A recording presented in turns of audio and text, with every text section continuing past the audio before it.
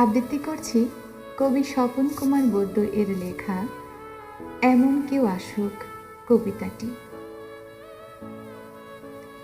আমার জীবনে এমন কেউ একজন আসুক, যে মন থেকে খুব কাছে আসতে চাইবে, কিন্তু মুখ ফুটে কিছুই বলবে না, যে সব সময় খোঁজ নেবে আমি কি করছি না করছি, কোথায় যাচ্ছি, ঠিক মতো খাওয়া দাওয়া করছি কিনা, ঘুম থেকে সকাল সকাল উঠে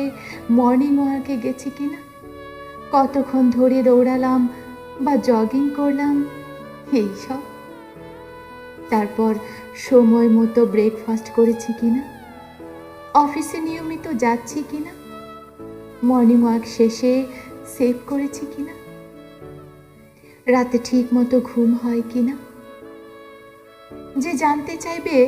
আমি অন্য কোনো মেয়ের সাথে সম্পর্কে জড়াচ্ছি কিনা,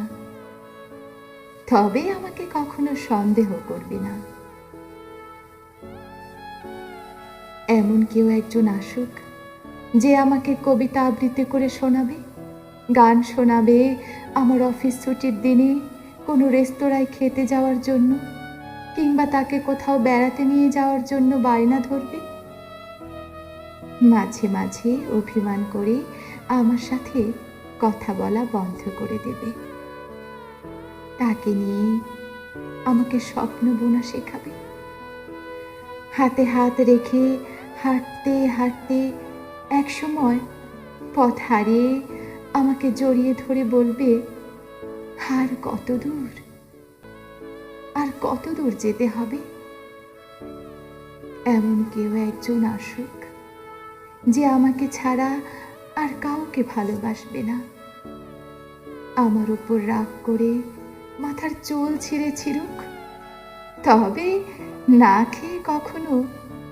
উপোস করবে না। এমন কেউ একজন আসুক।